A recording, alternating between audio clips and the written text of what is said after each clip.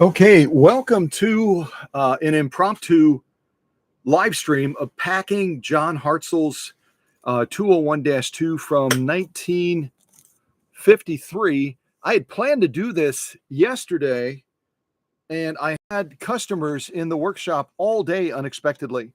So by default, customers obviously take a priority. So I'm moving now into the packing mode of this machine. I won't be looking at the live chat, but if you need to reach me, like I said in the live chat um, intro, just call or text me, and I'll go ahead and look at your comment, or I can even put you on the live stream, and you can express your comment. You can ask your comment, whatever, and we'll kind of go that way. But don't feel ignored.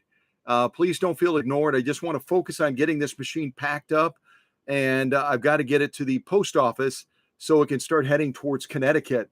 Uh, Beautiful, beautiful machine. If you haven't seen the live stream on this machine yet, you'll want to check it out. It's absolutely, absolutely fabulous.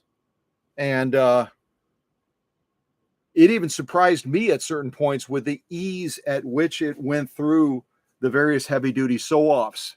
A lot of leather sew offs used no leather needle at all during the live stream. And yet, this 1953 201-2 just blasted the leather. It was amazing. You'll have to check it out on that recent live stream that's been posted now as a video.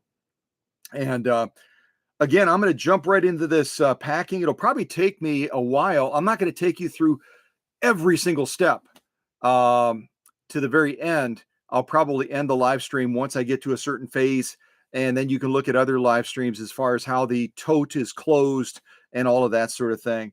But a 201-2 is just about at the capacity for fitting my 18-gallon tote. If I go much bigger as far as machine, I've got to change the tote style in completely, kind of like I did when I shipped that 12K hand crank out to Trish out in Virginia. I had to go with a larger tote. I want to say it was a 21, 22 gallon tote, something like that, but it was definitely a size up from the standard one that I use. And I just did a little bit of polishing on the bed. John doesn't care about the appearance of the machine, but I want it to be kind of spiffy when he opens it up. So, I'm going to focus on just the packing at this stage, and I've already got the foot controller wrapped with stretch wrap and with packing tape. Now I'm going to go ahead and wrap this up with bubble wrap and then stretch wrap over the top of that, and then finally put it into the harp space of the machine for its journey about 1,100 miles to. I have to look. Haganab. Wait, almost sounds like hobnob. Haganum, Connecticut is where this machine is going to be heading. Again, I'm not looking at the live chat. So if you want to get my attention, either call me or text me. I promise not to show your number, so you'll have some privacy there. But that'll be the best way to get my attention. Or maybe one of the moderators can call or text me and say, hey, so-and-so has a question or has a comment that they want you to respond to. And hopefully my camera behaves and doesn't cut out. I don't know if it's an internet issue or if it's a camera issue, but right midstream, as we were kind of going through some camera testing, the camera decided to go kaput. So if that happens again today, I'm not going to restart the live stream. I'm just going to continue the packing job. So I'll have to diagnose what the issue is. I hope it's not my laptop. This is a fairly new laptop. And you'll see as well that I've already done the tape off on the machine. I like to send the machine fully threaded so that as soon as the customer gets it out, unpacks it, they can set it up and they can start sewing on it straight away without any delays. So I usually always tape off the threading so that the customer doesn't have to deal with that. Obviously, including an instruction manual with this for John. Looks something like this.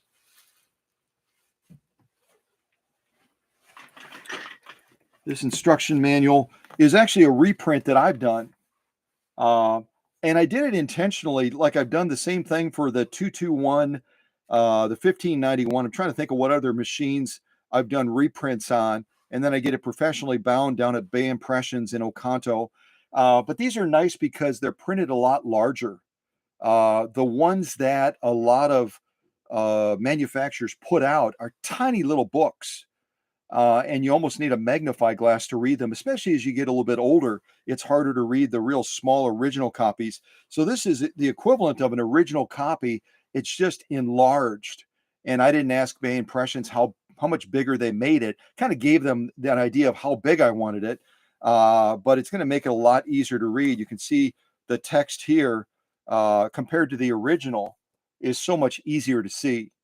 So if you have a need, or if someone watching this as a video afterwards has a need as far as uh, an instruction manual, you can reach out to me. It's one of the few things that I'm offering now. I used to offer a bunch of different things, and now I've narrowed it down pretty much to instruction manuals. So you can always reach out and say, hey, do you have this manual enlarged? So it'll be easier for me to see it. And you can certainly, make that request by texting me at the number that's in the live chat, or by calling me on that number as well. Again, it's in the live chat already. You can kind of scroll up and look at that. I've also got it set up for chat replay, which means after this is posted as a video, it'll still be it'll feel like it's actually happening, because the live chat will display in the actual rank order that it was posted by the people typing. So you feel like you're part of the original live stream, even though it's a video at that point with the chat replay. Hopefully that makes sense. Anyway, this is the manual that I'm including for John. I always like to enclose a couple of extra goodies, so I'm giving him some extra bobbins as well. Yeah, you can see that in the shot. And then I'm also giving him just a fun little original Singer machine stitching, decorative machine stitching manual. It's probably about 128 pages. And I do this regularly when a machine has been at the workshop. I'll send back a manual. I'll write a nice little, comment in here to the customer, and it just gives them a sense of that personal touch. That's kind of the way I love to operate. I want to treat my customers better than family, because sometimes family can treat each other pretty nasty, can't they? So I like to treat my customers better than family, and I'll write a nice little remark in here. I've shown that to you on Facebook posts sometimes, and you'll see kind of what I've written to the customer, and then they can keep this as a keepsake as well, because it's a signed book, and it's just kind of fun to remind them about the investment that they made for their machine, sending it all the way to the workshop, or in John's instance, requesting a machine, and then I pulled it out of my personal collection, prepared it for them, and then I ship it off to them in Haganam, Connecticut. Haganam, Connecticut. We've done this in other live streams, I think. If anyone for fun wants to look up Haganam, Connecticut, it's Higganum, I believe. Higganum, Haganam, Connecticut. Feel free to do that. It sounds like a cute little town, and kind of like Oconto is a cute little town or a city as it is. And it's just kind of fun to learn about new places and get an impression of where this machine is going to be traveling when it starts its journey. Hopefully today, if I can get it all packed up, and it starts that 1,100-mile journey heading to Haganam, Connecticut. I will have it down by the end of this live stream. I won't even have to look at the card anymore. I'll just say Haganam, Connecticut, and it'll be like, boom, done it, nailed. Yeah. And then I always send the original sew-offs as well that were done during that live stream. I've got a couple of the sew-offs underneath the presser foot right now. And whenever you're shipping a machine, I think most of you know this by now, but whenever you're shipping a machine, you always want to put something between the presser foot attachment and the feed dogs, and then rotate that needle down into that material so that it's protected. It's so easy during the unpacking process for John potentially to get excited and to bump a needle if it isn't down in the material and protected. And then he'll start to sit down and sew with it. And all of a sudden the machine will be going berserk, and he'll say, what's going on? What did I do wrong? Because it sewed beautifully on that live stream. And sometimes it's as simple as bending a needle. So if you ship a machine, even if you're storing your machine and it's not in use, it's not a bad idea to put a small little piece of cloth or cotton or something underneath the presser foot, and then rotate that needle down so that you don't have to be concerned about bending a needle. So I'm going to set all of John's goodies. Eventually, we'll pack these, and these will go into that tote with the 1953 Rolls-Royce of Singers, the 201-2, and and then John will have the excitement once I send him the tracking information, hopefully today. If I run into a glitch where customers are being referred by Joanne's or someone just pops by, I might have to halt my packing on this machine, and then it'll be shipped tomorrow. But hopefully, I can get through it today since I was sidetracked yesterday, and we can get this machine heading towards Haganam, Connecticut, Haganam, Connecticut. Haganam, Connecticut. This could be like this could make you a lot of money someday. You'll be on a Trivial Pursuit type program, and they'll say, "Tell us about Haganam, Connecticut," and you'll be like, "Bang! I got it. Yeah, I do." All right. And if you're not familiar with the 201-2, I've got a ton of videos on this channel, but it does take a Class 66 bobbin, which looks like this, and there's a couple different flavors of the Class 66 bobbin. They do sell them aftermarket now, say at places like Joann's and at Walmart, but be careful. The aftermarket ones sometimes are not engineered to the standard of the original bobbins, and you'll get some wonky stuff that happens as that thread is trying to release itself from the bobbin in this drop-in bobbin on the 201-2, and you'll have problems sewing. So just be aware that some of the aftermarket ones are not made to the standard of the original ones. And the original one, this is an original one, as is this one, and the one in the machine as well. But the original one is only going to have one hole like that on top. And that's kind of what sets it apart. I don't know if I could find one quickly and just show you real quick so you know what an original one looks like, hopefully. There it is. Got it.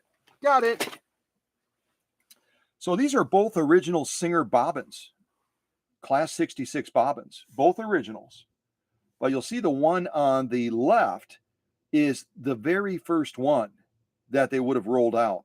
It only had a single hole, and then the later one that they rolled out had these other holes that they added to it. And why did they add these extra holes?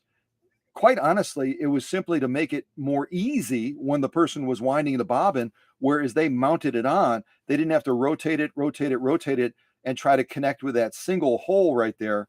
They had additional options as well. And also there was, I can't say that this is absolutely fact, but there were some urban myths that they added some of these extra holes as well, because they felt that it would allow the bobbin to spin more true in the raceway. I don't know if that's fact. I would just say that I've heard talk of that. But again, I like originals over aftermarket ones. I've had challenges with aftermarket ones, not just for Singer, but also for Husqvarna and some other makers of bobbin remakes as well. So, any rate, I'm going to put this one back with the machine so I don't forget, and I'll put this one back in my little bag of extra 66 bobbins. So, all right, I'm going to start. You know what I'll do? And I said I wasn't going to do it. I'm going to quickly say hello to anyone that's in the live chat, and then I'm going to focus just on the machine. And unless I hear my little phone go off with a text or someone actually calls me, I'll let my moderators. I haven't even looked at the chat. I hope one of my moderators is present to be there as a resource and just kind of a welcoming committee, and also to make people accountable as well. Because once in a while we get some riffraff that will try to drop in on our live stream and be disruptive. And that's part of the function of the moderator as well, is just to make sure folks are being friendly to each other, not nasty, writing nasty things or anything like that. So I'm so grateful for them, because they really allow me to focus over here instead of focusing over on the laptop. Okay, let me move these before I forget. Let me move this. So I keep this all together, and eventually we'll pack all this up so that John gets all these goodies along with his machine as well. Yeah. Okay. All right. A quick hello to folks, and then I'm going to focus on getting this puppy packed up. So hello to Vicky. I'm going to go from the bottom all the way up to the top. Welcome to Vicky from Ohio, which, if you didn't know, some absolute ridiculous trivial pursuit is Ohio in Japanese means hello. So if you didn't know that, if you're in Japan and you say Ohio gozaimasu, Ohio gozaimasu, and I just love languages. That's why I happen to know this. Ohio gozaimasu is a very polite way to greet someone in Japan. So does Ohio, the state, have Japanese roots? I doubt it. I doubt it. But at least you know now. So welcome to Vicky from the beautiful state of Ohio. Welcome to Vicky. Welcome to Favored One. Welcome to Beth. Welcome to Susie from Minnesota. Welcome to Renee. Renee just got done working. Welcome to who else? I'm scrolling up. I'm scrolling. Okay, I think I got everybody. I think I found everybody in the live chat. So at this point, the only leader I see that's present is Susie from Minnesota. So Susie, you can't see it in the camera, but I'm giving you a quick salute, and I'm turning over the live chat and what's happening over there to you. And I know you'll do a wonderful job of making folks feel welcome and also being a resource, to answering questions or whatever. So I'm going to focus now on the packing of this machine finally. And really grateful for everybody that's here. And if you've never seen the packing of a 201-2 before, you're going to see it today. And I'll do my best to, I'm going to leave the camera shot pretty much like I have it right now. Probably not going to touch the camera very much so I don't make it go crazy and cut us off or something like that. I'm not hoping it's my internet, because I've got 5G that's driving our live stream, which is more than sufficient. And live stream, if you didn't know it, when someone does live streaming, it has nothing to do with the download. A lot of people, everyone's always talking about download. Live streaming requires the upload speed, and the 5G network I'm using is more than sufficient to drive that. But it's a tower that's about a mile away. It's not hardwired. And so if the camera goes bloop, just realize that that's probably, hopefully, a product of the 5G, because then I can call those folks and I'd say, hey, what's going on? Instead of it's, being something else that I have no control over. So anyway, blah, blah, blah, blah, blah, blah, blah. All right, let's do this. So I'm going to finish packing the foot controller first. Foot controllers are fragile. Not just the Bakelite ones, but any foot controller has fragile components inside of it. Even the electronic ones have circuit boards and relays and other things like that if they get banged around enough, they can get damaged. So I always pad and protect the foot controller, and then when I'm able, I tuck it inside of the harp space. So that's what I'm going to do next.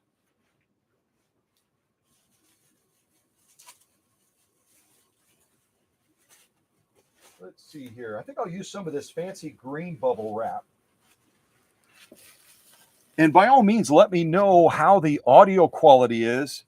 The video looks like it's pretty good. And based on Susie's recommendation yesterday, when I started this and I was testing this new camera, I changed the filter from vibrant because it was doing a little funky thing. She could see it on her side.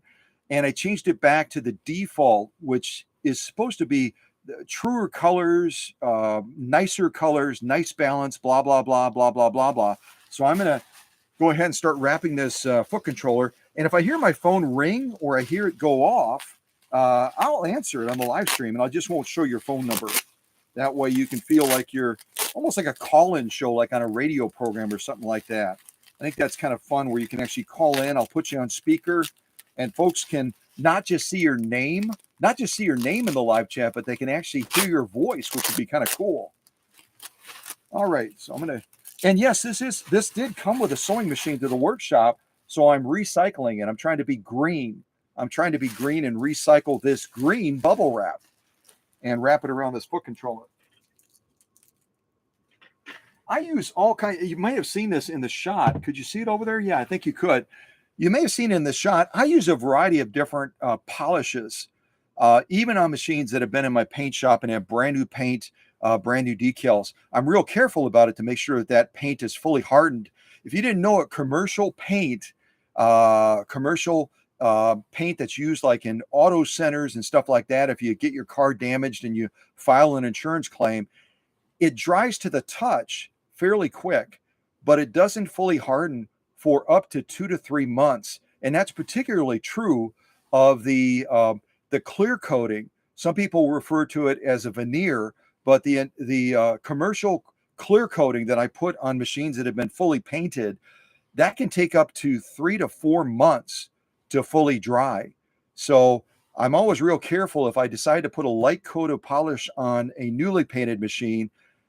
You do it very, very gently and very delicately. That's something I told Paula Noel, my friend that's out in West Palm Beach, Florida. I had done a total, well, no, that's not true. On her 201-2, I had put down 7 coats of clear coat, and I told her, wait about 3 months before you start polishing it, because you can damage the clear coat because it isn't fully hardened. So just be aware of that. If you get a machine from the workshop and I've done full paint, full clear coat, don't apply polish to it for about 90 to 120 days after you get the machine back from the workshop. This is one of the polishes I use. I used to use this on a classic car that I owned as well. It's not very expensive, but it does a brilliant job. There's a lot of other options as well. There's this stuff,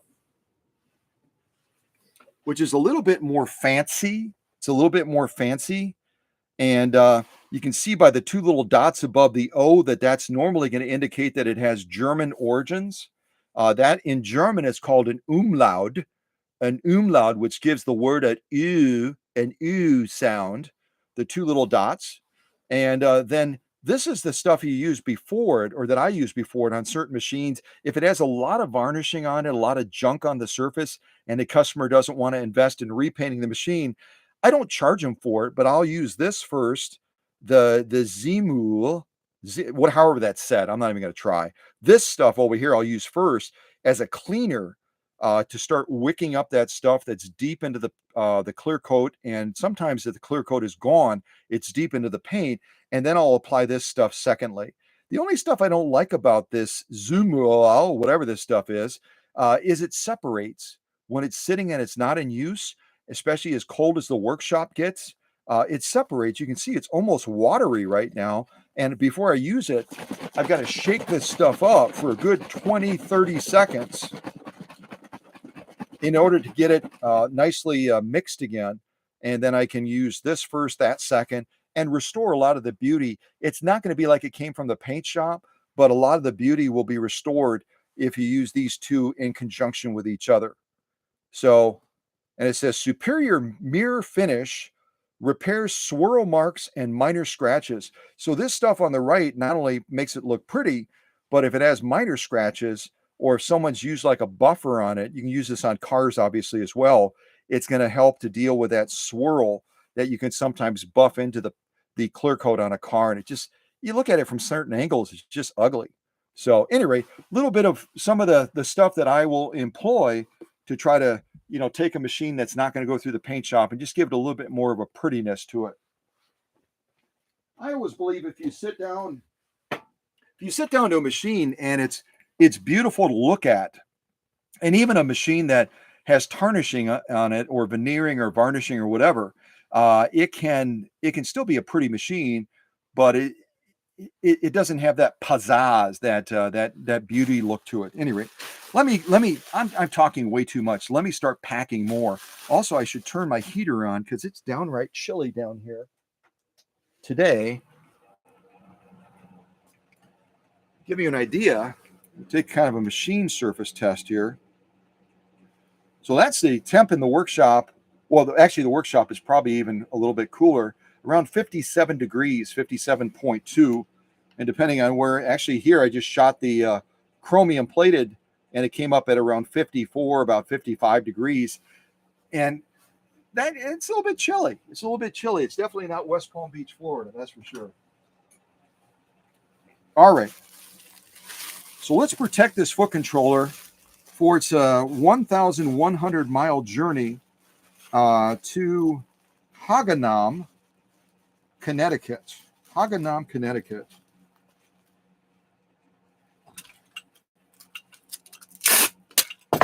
And again, don't just bubble wrap it. What I've done is I've kind of put the power cord and everything, and I've tucked it all the way in there. And now I'm going to add that bubble wrap. And then over the top of this, I'll either add more stretch wrap, or I could just tape it in place as well. I'll probably stretch wrap it so it's really tucked in there, nice and snug.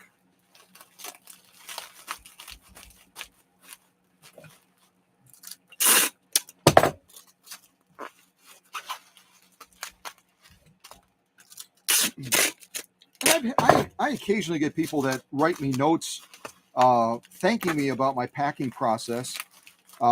And they've actually adopted it as their packing process now. I've kind of told you all about that before. And sometimes they're even a little bit tricky. They'll tell their customers that it's their packing method. I'm okay with that. I'm okay with that because, like I shared with you in one of the recent live streams, when you have a method like this that I've developed that all but guarantees that machine, even if you ship it as far away as I have, to Germany, to Switzerland, to England, to Hawaii, to Japan. I've also shipped machines to Japan as well, to Air Force people that are stationed over there a couple of times.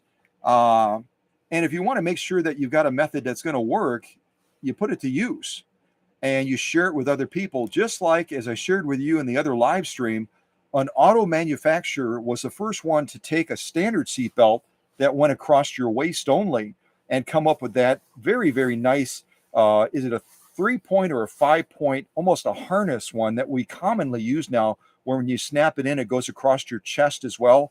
And then it locks if you're, stopping real quick to keep you from hitting the windshield or the steering column. Does anyone remember which company that was that they developed it? They got a patent, but they left the patent open-ended so that anyone can use it without paying them a nickel for using that tech, that design and that featured upgrade as far as the harnessing style of the seatbelt that's used in pretty much every car these days. So if anyone remembers that, just type it in the live chat so that others go, holy cow, I had no idea that company did that. They lost out on potentially tens of millions, if not hundreds of millions of dollars by people otherwise having to pay them to use that patent design of this upgraded seatbelt that has saved probably thousands of lives, if not more. So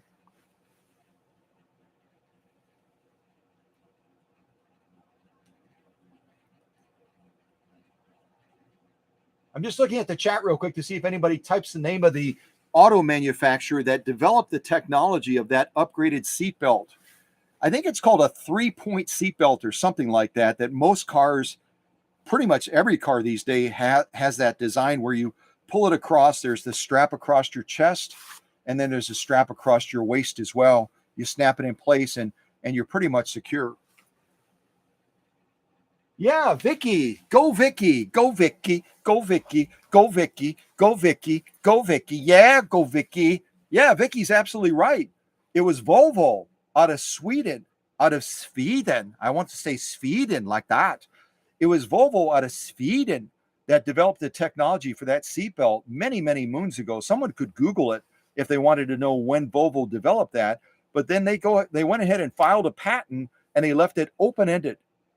You can file a patent apparently different ways, and they left it open-ended so anyone could use their design without paying them a nickel because it saved lives. And this method that I've developed, I give it away just as freely as Volvo because it saves our vintage sewing machines from getting damaged in shipping. No matter where you're shipping it in the world, if you use my packing principles, that machine is all but guaranteed to arrive without a scratch. And I've shipped 7,000 miles away before, and the machine arrived just beautifully. So, yeah, copy it, claim it, declare it as yours. I don't care as long as your vintage sewing machine is safe and you share it with everyone possible. Now, if you want to mention me just as an accolade and say, hey, Scott has given this away to the world and he developed it, go ahead and do that. But I really don't care. I just want our vintage sewing machines to be safe. Vicky used to have a Volvo. I need to stop looking at the chat. Doggone it. I'm like addicted to the chat. Vicky used to have a Volvo. Volvos used to be shaped, they're really boxy. And I don't mind the boxy design. They were just great, reliable, hardcore, workhorse type automobiles. Great cars, great cars. All right, so now I'm tucking this around to the cords. And the 201-2 is hardwired with the foot controller. You can certainly wire it differently. There's different wiring harnesses you can buy where it'll plug in with the power and also have the foot controller wired into it already. Then you don't have to wire it the way I wired it. But the way I wired it, it's hardwired. So we got to kind of bring that cord around and then tuck it in to the harp space of the sewing machine.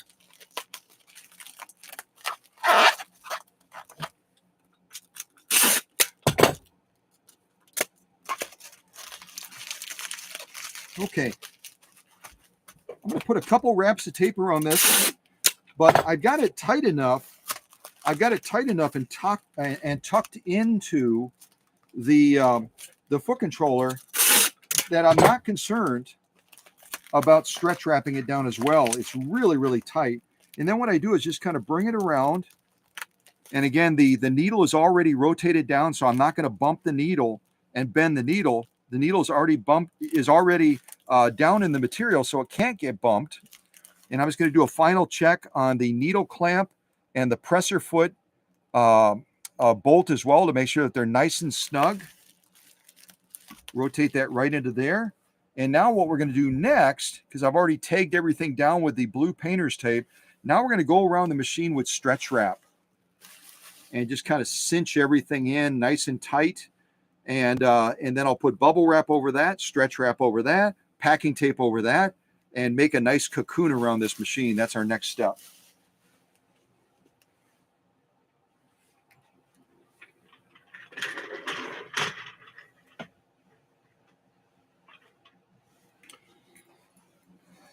Okay, let's see. Oh, I did miss one point. It's not a big deal, but over here, if you kind of look in the shot, you can see the two threads that are coming to the rear of the machine. Again, I want the machine to be fully threaded when it goes to the customer so they can begin to enjoy it right away. I usually tag this down as well, and I missed that. So I'm going to tag that down right now.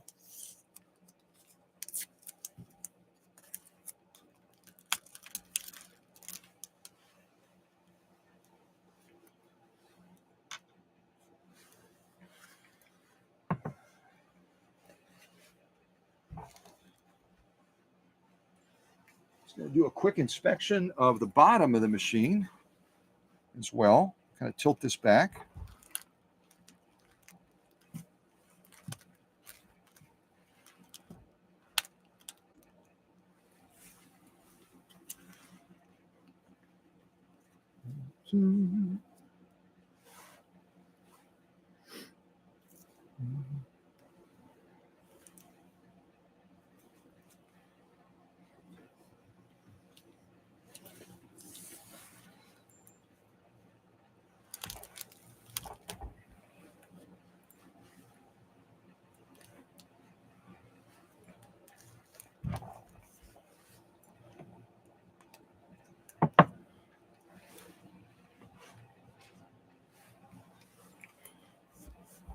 Okay, so let's go around this with stretch wrap now.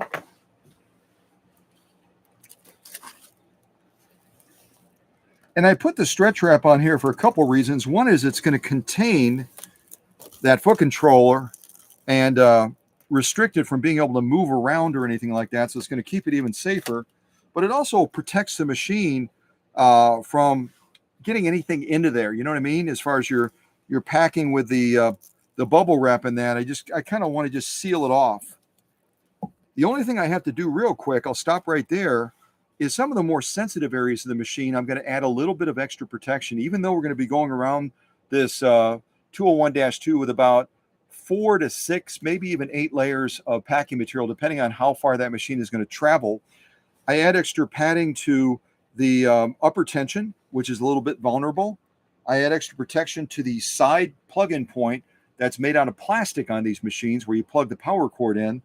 And on this particular machine, those are going to be the two most vulnerable parts, along with the power switch on the far side over here that also could potentially get damaged in shipping. So let me cut a couple pieces of bubble wrap and we'll pad those off real quick.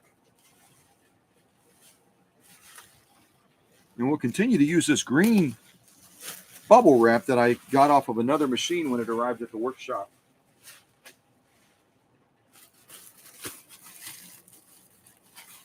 And I usually, for these more sensitive areas, I'll usually put about 4 layers of bubble wrap. So if you kind of pinch it together, it's probably going to be the equivalent of about a half of an inch of extra bubble wrap for those more sensitive areas.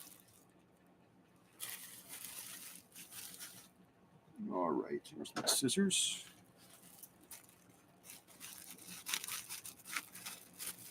And bubble wrap like this is going to be separate chambers. So when I cut through it, unlike some bubble wraps that are a single chamber, and if you cut any of those areas, the whole thing goes flat. This stuff stays nice and solid,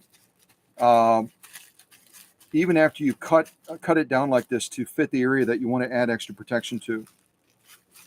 Let's see, I'm just going to go. Yeah, it's a little bit too small. Yeah, that should be good. And then what I do is I take it down with some tape.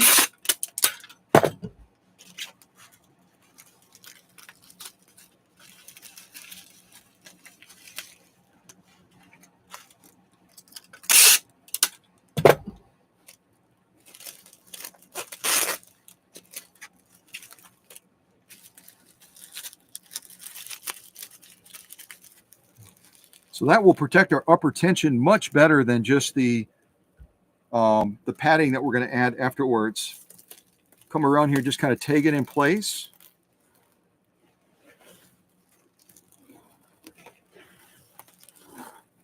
Then I'll stop again and I'll kind of rotate the machine around.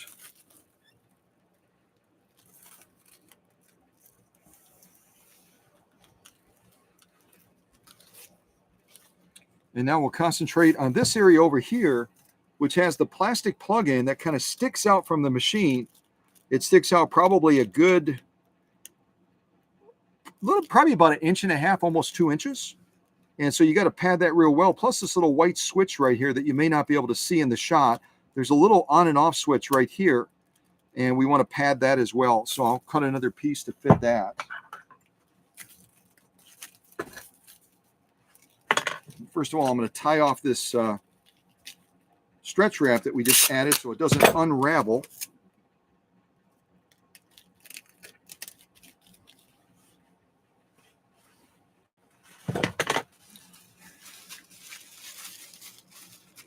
And because this is going to be real close to the sides of the tote, we're going to eventually put this machine, when it's all cocooned, inside of an 18-gallon tote and then put a bath of packing peanuts around it to add even more cushion protection.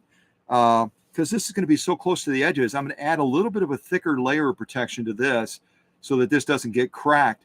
A lot of these 201-2s, the 1591s, and other machines that have that extended out power junction that you plug into are really vulnerable and they tend to get broken, especially if people are putting them in and out of cases or just moving and shuffling them around.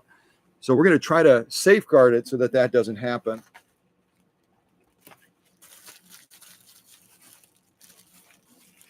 Yep, that looks good. So I'm just going to take it off real quick with some tape so that it doesn't come unraveled.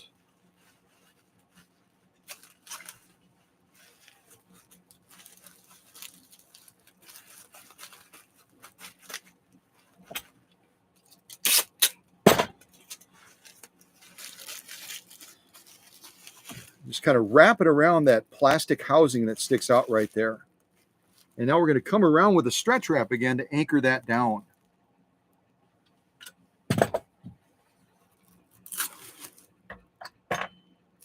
I just knocked the doctor down. That wasn't very nice. Sorry about that.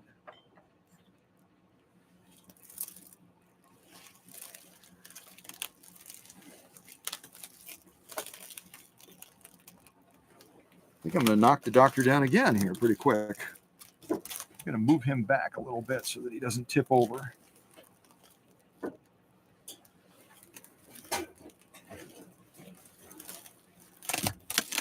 You see, I'm kind of tucking this all in. The whole thing with packing, you've got to make it nice and snug so that that material you're using to pad it will actually press into the body of the machine and keep it safe. Again, we're talking about a machine that's going to be traveling about 1,100 miles. About 1,100 miles.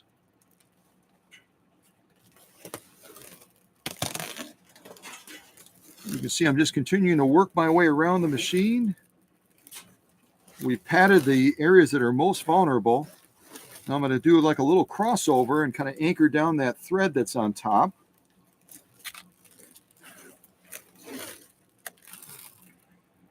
So we completely close this off so nothing can get in there where the machine is.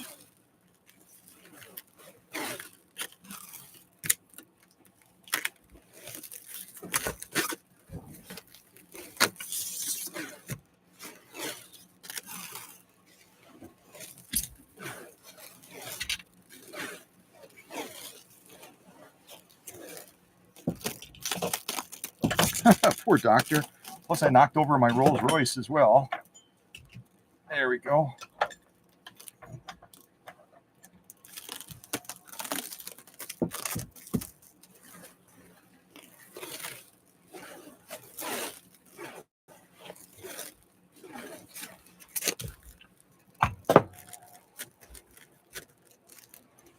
So you can see at this point, I think in the shot, we've totally, other than a little opening right here, we've totally cocooned this machine off with the stretch wrap.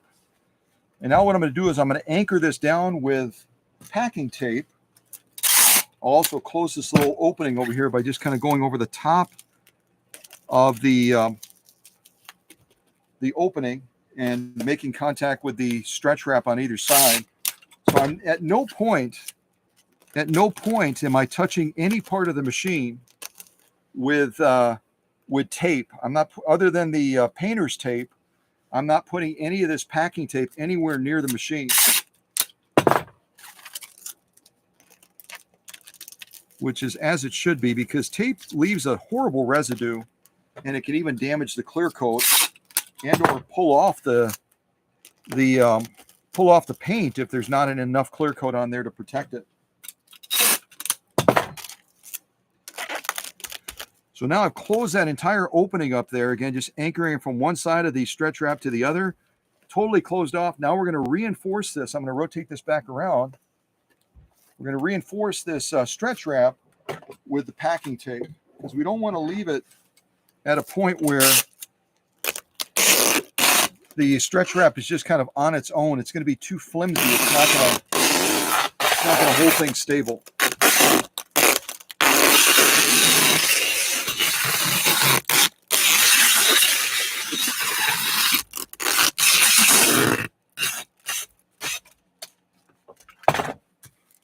Kind of press it down and use your hands, as I've told some folks that have asked about the method, use your hands to feel where there might be a soft spot and then add some tape over that because you don't want any soft spots. There I have one right there on the front near the stitch length controller.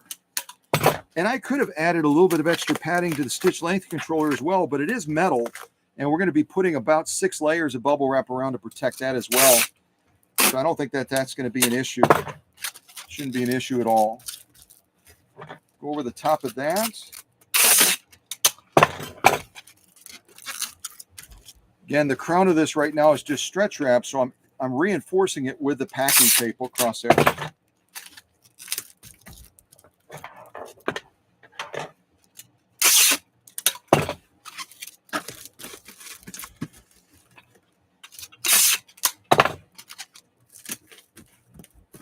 And just kind of run your hands over. If you feel a soft spot, just throw a piece of tape over the top of that. I feel a little soft spot on the back there.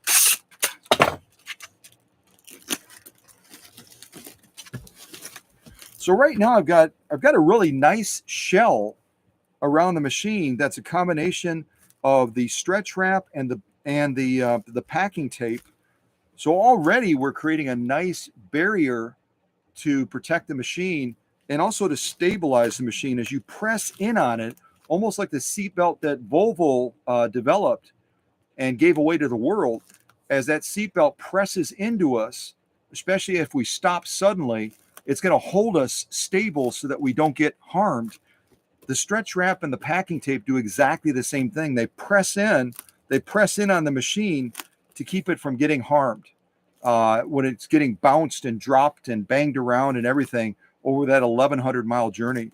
So already we've taken a step to make this machine much, much safer, but we have several steps to go. Several steps. Just checking again. Soft spots, it looks like we're in good shape. So now we're going to focus on the bubble wrap. Let's add some bubble wrap to this. Just going to move it a little bit further out so I'm less likely to knock the doctor over and his wife. Let's see here.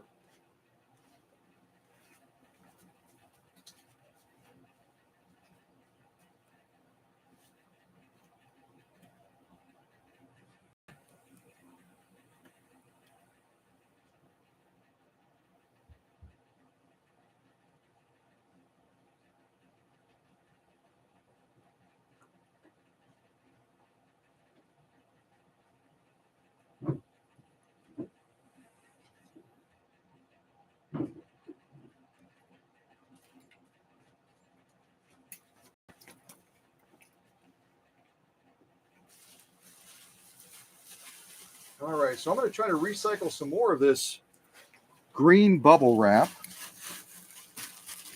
I just want to make sure it's the same height. Some bubble wrap is a little bit more compact and it's not going to stick up high enough to afford the protection that I want. So, and I always kind of like an airbag. These are almost like little mini airbags, aren't they? I always point these out so that if something does hit the outside of the plastic tote that is the outer barrier of protection, and let's say it compromises that and goes all the way in, these are going to act like little airbags in absorbing that shock, absorbing that impact, so that the machine on the other side is less likely to get damaged. We turn it the other way and the bubbles are on the inside, there's nothing really to slow that momentum of impact down. And it's going to eventually pop the bubbles probably on the inside, but then the impact has already done damage to the vintage machine. So I always face them out so that they act as little airbags. So let's get that in place. We'll anchor it down and we'll start building up our layers. So I just take it down and then we'll kind of wrap it around and get it right on the edge of the bed so that you can kind of anchors it against that bed a little bit.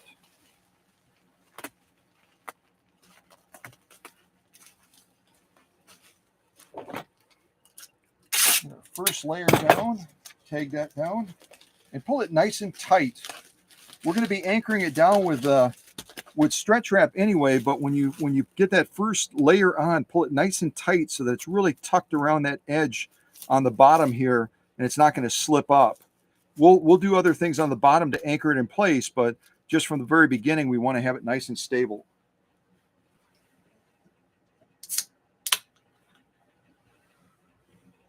Get a quick Does anybody else drink Diet Coke, or do we have Diet Pepsi folks in the live stream today? I used to drink Diet Pepsi all the time because way back in the day, I worked for Pepsi. And there was really a sense of loyalty and obligation when you work for that company. You better never, ever get caught holding a Diet Coke when you work for Pepsi. So I was very devoted to Pepsi back in the day, but I've kind of gone back and forth now. Sometimes I'll have a Pepsi, or a Diet Pepsi rather. Sometimes I'll have a Diet Coke. So I'm almost like a turncoat back in the Civil War. I go both ways.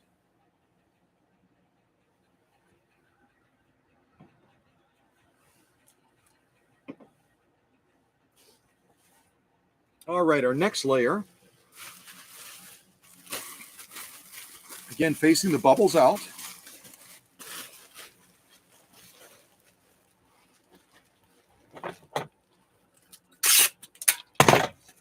Anchoring it in place against the other layer of bubble wrap we already put down. Kind of bring it around the machine and keep it again nice and tight. We're going to make it even tighter with the stretch wrap, but we want to keep it nice and tight against there.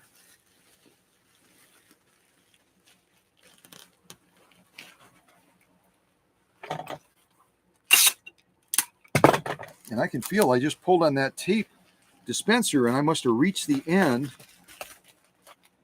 already. So I'm going to grab my next roll of tape and we'll keep the process going.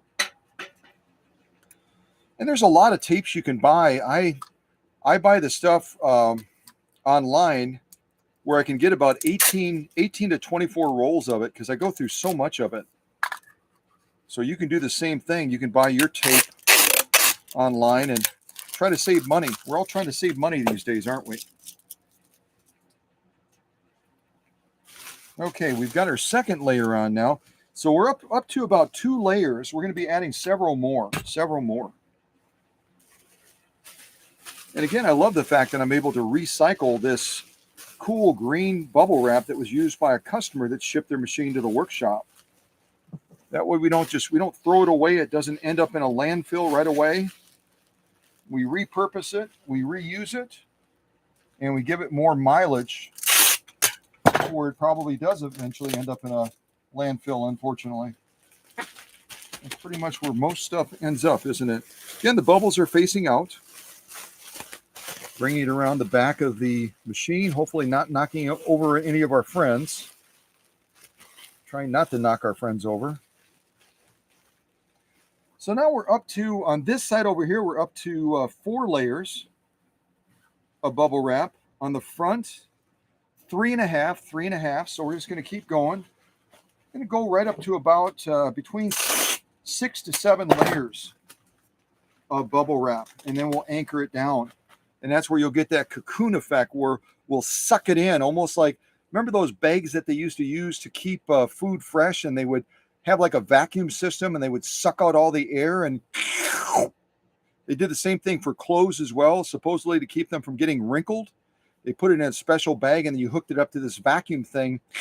It sucked all the air out and it kind of just pulls it in. That's what we're going to do with a stretch wrap eventually. All right, our next layer.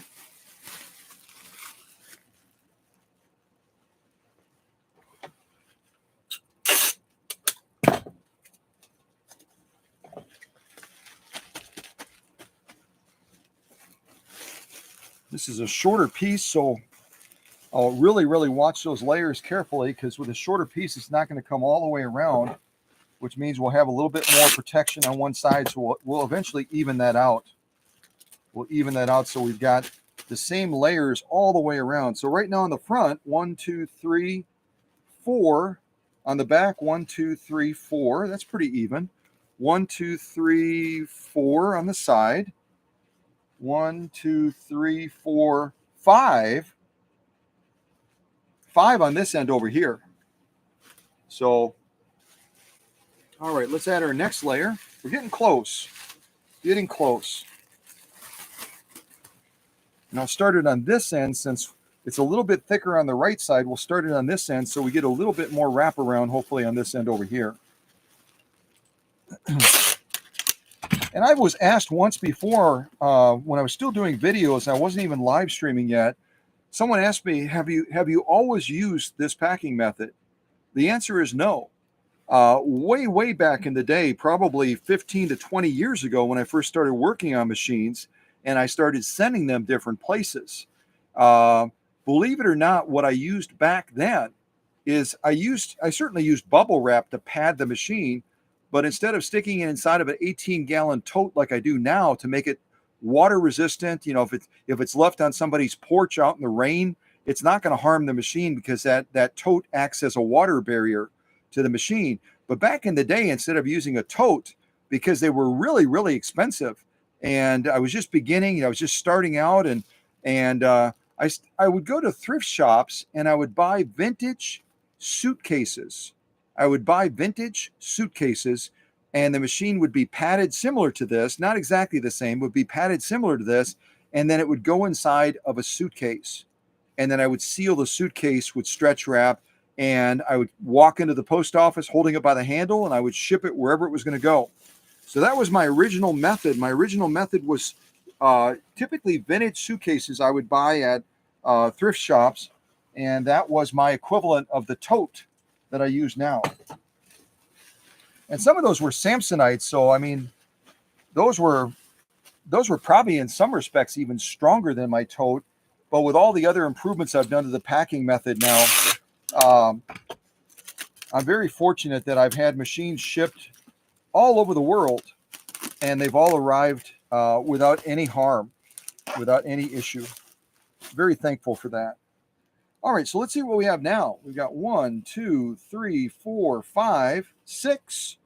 1, 2, 3, 4, 5. So we only have one. Let me double check. 2, 3, 4, 5 on the front. On the side, 1, 2, 3, 4, 5. And this, we already know this side's going to be a little bit thicker. So what I'm going to do now is I'm going to build it up around here a little bit with at least one more layer, because our front is a little bit vulnerable right now. It only has 5 layers, and elsewhere we've got 6. So we'll kind of wrap it here, wrap it there, and then we'll stretch everything down.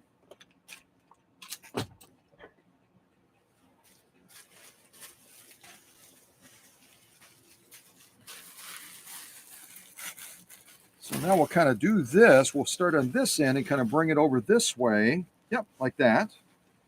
And I'll take it down on the front and the back.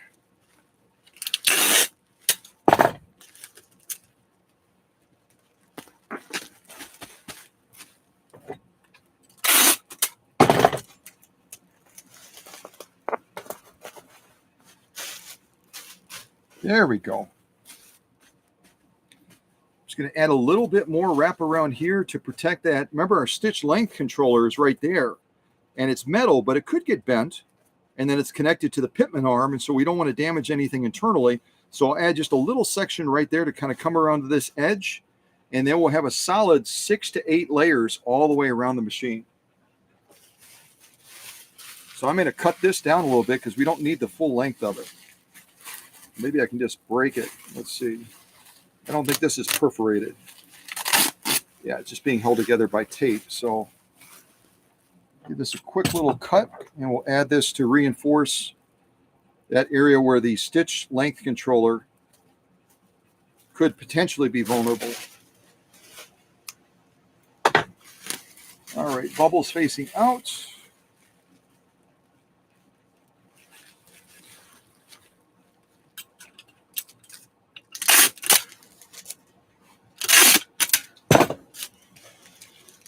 And it's not a superstitious thing that I just put tape on my my thigh.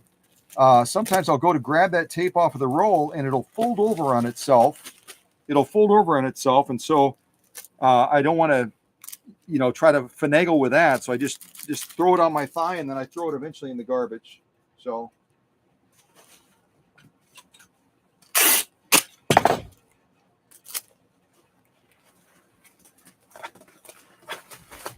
Okay, we've got a real nice base of protection now, along with the stretch wrap that we already added in the packing tape. Now we're going to cinch this down, kind of like sucking the air out of those bags that they used to put food in to preserve it. We're just going to pull that in really tight to the body of the machine, and increase the effectiveness of the packing material. If you leave it flimsy like this, it's not going to afford nearly as much protection as if you suck it in against the body of the machine to create almost like a shell to protect the baby chick. We're going to be pulling it in nice and tight. And I use, on stretch wrap, there's different gauges. If you didn't know this, when it comes to stretch wrap, there's different gauges as far as the strength. I believe it goes all the way down to 20 gauge. And then they have like a 40 gauge, a 60 gauge, an 80 gauge. I'm sure they have something above 80 gauge, but I use an 80 gauge stretch wrap. So when I cinch it around the machine, I can pull it pretty doggone hard and it won't break. It'll just pull it in nice and tight. You'll see that happen on the live stream as we're doing this. Yeah, a little piece of peanut there. It's cool. All right, so I'm going to pull this around, and I'm trying to get it close to the edge of the bed so that it will have that anchor point. I'm kind of feeling it with my hands as I come around. And I'll start to work my way up the machine, and you'll start to see it almost like a girdle, almost like an old-fashioned girdle. It'll start to pull that material in against the machine. And I go towards the top, and then I work my way back down. Again, when I'm down on the edge, I want to kind of feel it to make sure that I'm getting close to the edge of the bed so that metal bed then kind of bites into that stretch wrap, and we can pull it nice and tight, and it's not going to slide off.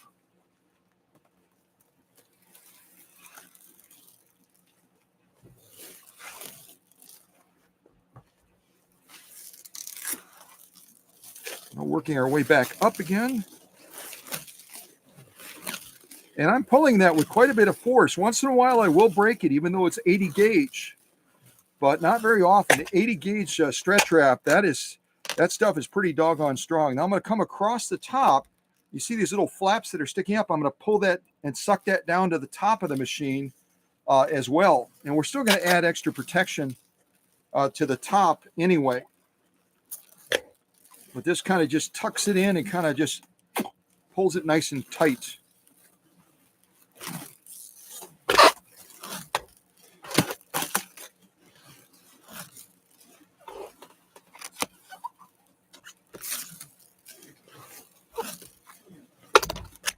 There we go. Now we're not done. We're not done, obviously. Now we need to take that stretch wrap and make it a single unit by adding that packing tape over the top of it. It's going to basically cement all these layers together so that we've got a really, really nice layer of protection for the entire machine. And then we'll be concentrating on what do we need to do? What do we need to do to the top of the machine to add extra protection? What do we need to do to the bottom of the machine to add extra protection to that? But first of all, we need to anchor this down. So I'm going to start near the bottom, hopefully not knocking over the doctor.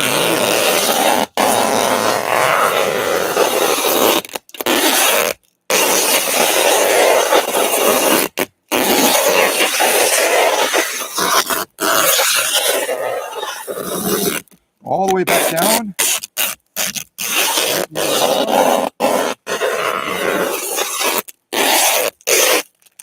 And again, you're going to be doing the same thing you did when you were initially having that layer of stretch wrap on there and we were about to add the packing tape.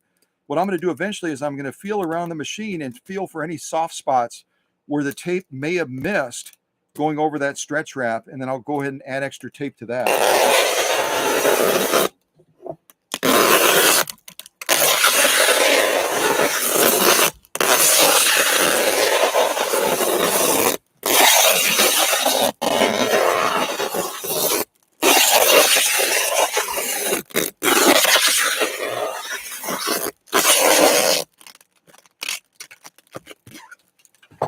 I'm going to press that tape now, and I'm kind of feeling the machine to see if I find any soft spots. We have soft spots on the top right now, which we'll deal with, but I want to check the sides right now to make sure that we're anchored and nice and tight and there's no soft spots where that stretch wrap is going to be compromised. And it feels like I did a really good job. I'll kind of rotate it so you can see it a little bit more clearly in the camera, kind of to the side. like so. Over on the balance wheel side. Over there, we're really, really heavy with a little bit of extra protection. We've got about 6 or 7 layers here, probably have about 8 layers over here, which is okay because, again, we've got that plastic section that the power cord plugs into that is really prone to get damaged. So right now we've got even added protection to cushion the machine over here. The only thing I have to be careful about is I don't want to make it too thick because then I won't be able to fit it into the tote. The tote only has so much clearance from side to side, and I don't want it pressing against the outside because then it's going to be exposed as far as taking an impact where there's not going to be any cushion barrier between the machines. So I always have to be careful I don't make this too thick. And there's the front of the machine. And finally rotating it all the way back down. So let's add a little bit of tape to this.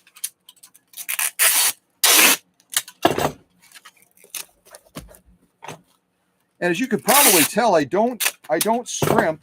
I'm not concerned about using too much tape or too much anything, because the consequence of cutting corners on packing are much worse than spending a little bit more on the packing materials themselves.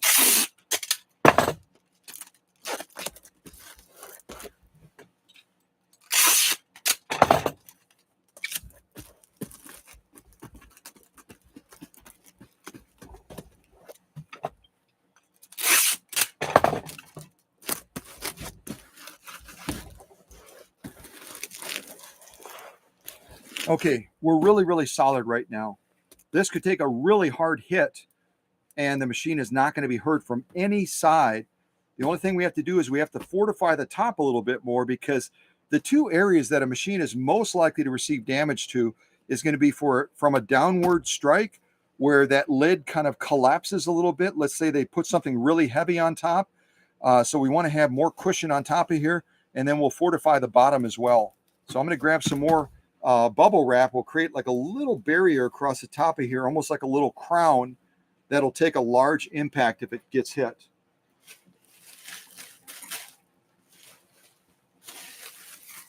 This selects a really, really good piece here. Go ahead and fold it that way. Just going to check my length. Perfect. It's absolutely perfect. All I did was fold it in half, and now I'm going to fold it in half this way, almost like a sew-off. And that'll give us an extra. We already have about 2.5 layers of protection there. We're going to be adding 4 more layers of protection now across the top.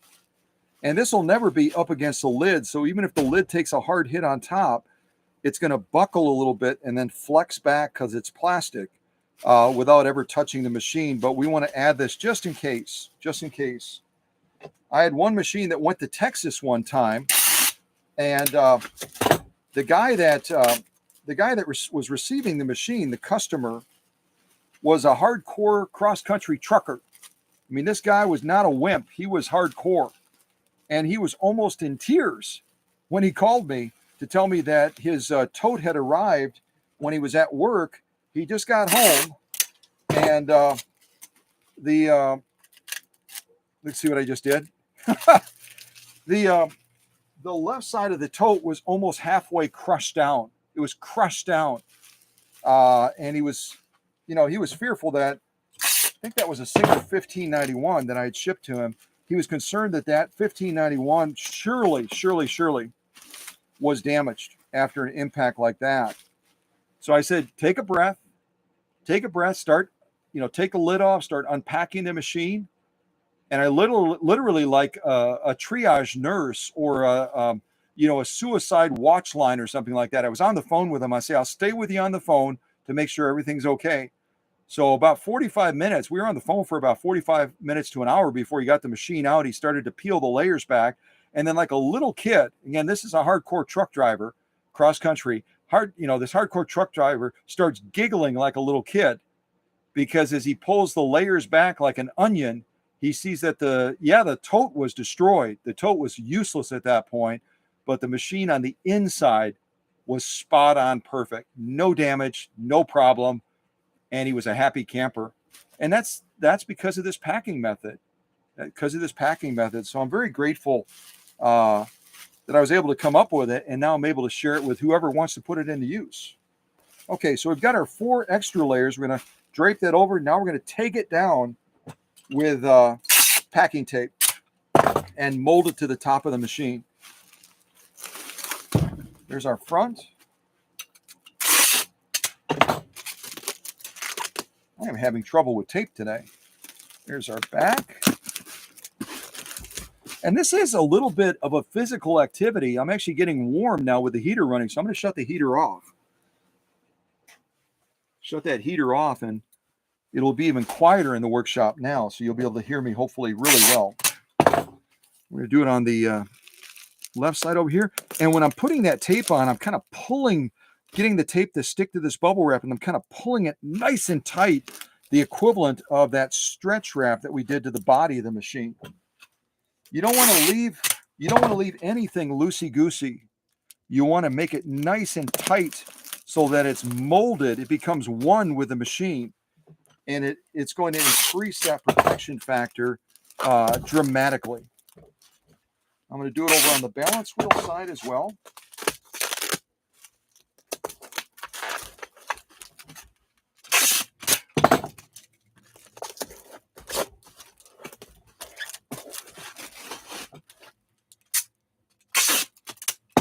You don't want to leave these we don't want to leave this bubble wrap vulnerable on top either. So I'm going to put packing tape over the top of that as well, like this, to anchor that down as well. Everything should be anchored. I think it's the static electricity is why my tape is, as I'm pulling it off, my tape is trying to curl. If you've never lived in a cold climate before in the wintertime when you're in a cold climate, the static electricity goes up dramatically, where a couple of times I've touched a light socket, not thinking about it, coming up from the workshop, and it will almost, it startles you, because it just, you see the little spark from the static electricity. Usually it's kind of a bluish color, and it will just zap you down to your toes. So I periodically will spray water, especially if I'm working on a more contemporary machine that has a circuit board in it and is computerized, which I get occasionally from Joann's and other referrals. And there especially, you don't want to have any static, because that can be fatal to a computerized machine. That can be fatal.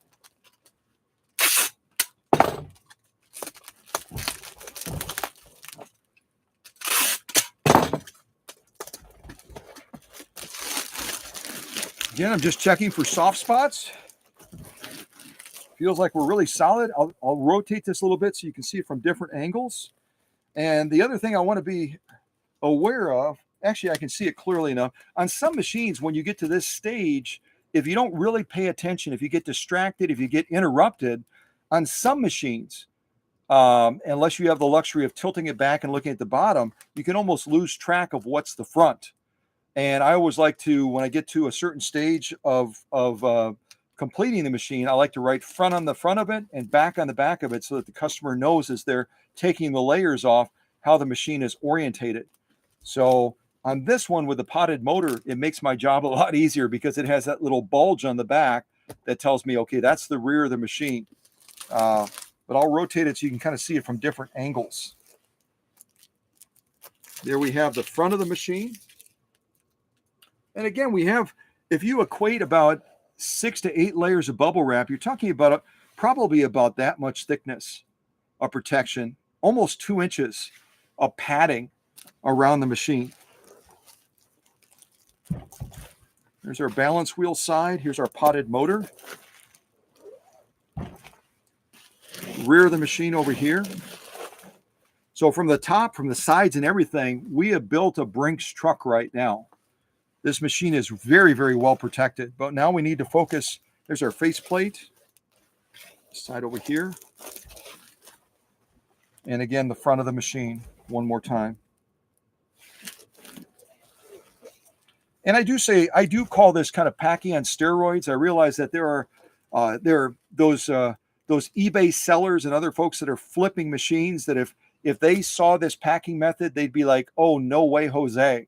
I am not going to spend $200 or I'm not going to spend 2 hours packing a machine when I'm only making $200 in the sale, and maybe my net is $75 or something like that, depending on what they're trying to flip as far as machine. The reality of eBay, even of Pinterest and of Etsy and other sites like that, is there's a lot of, I call them the sewing charlatans.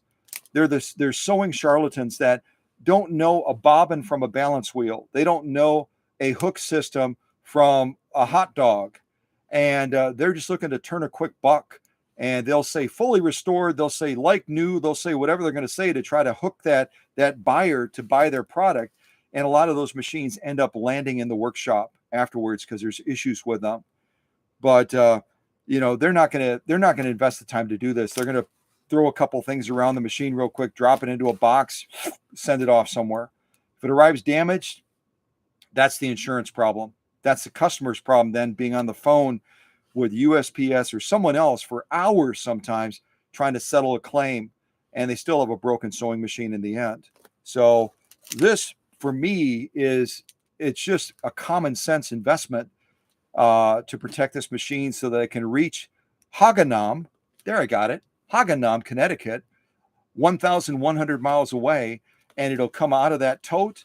John will peel off all these layers like an onion. It's already threaded. He'll sit down to it and have fun. He doesn't have to be on the phone making a claim. He doesn't have to be, doing any of that junk that the sewing charlatans on those different sites that I mentioned regularly have happen. And they'll even tell the customer when the customer calls them, hey, my machine arrived broken. That's why I insured it. Call the insurance company and file your claim. They don't care. I hate to say that, but they don't care.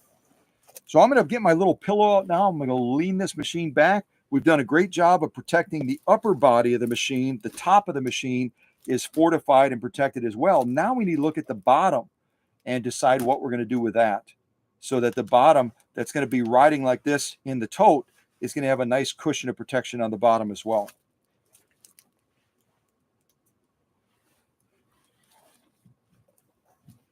I'm trying to not knock you guys over. I'm trying not to damage. This is it's appropriate. We're wrapping a 201-2, which is the Rolls-Royce of Singers. This is actually a Rolls-Royce right here, a little model car. I got this from somewhere, sometime, and I just keep it out there as a reminder of how valuable and how precious our machines are.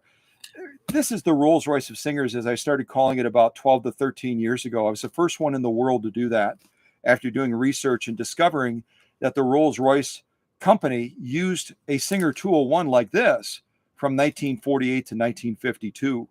And so this I started referring to as the Rolls-Royce of Singer sewing machines. But all of our vintage machines are precious, just like a Rolls-Royce. They have that same level of value. I just don't call them a Rolls-Royce of Singers, because that only gets attached to the 201-2. All right, so I'm going to lean this back now. Actually, I'll try to lift it up like this and point it more towards the camera so you can kind of see what we're working with. This is the bottom of our machine, which is absolutely spick and span after my process. And now I'm going to come up with a plan to try to protect this as well. We got to have a little bit of a cushion for this to ride on. It's got these pedestal feet, but we got to create a little bit of a barrier that's going to make it even a softer ride for the machine. All right. And I've been using more pool noodles. The same little noodles you buy at different places in the summertime so that kids can hold on to them. And this particular pool noodle, I believe I got this from the Dollar Tree. They sell them particularly in the summertime. I've got to restock as we get into spring and get closer to summer again. I think this is one of my last pool noodles. And I've been using these a lot more as cushion on the bottom.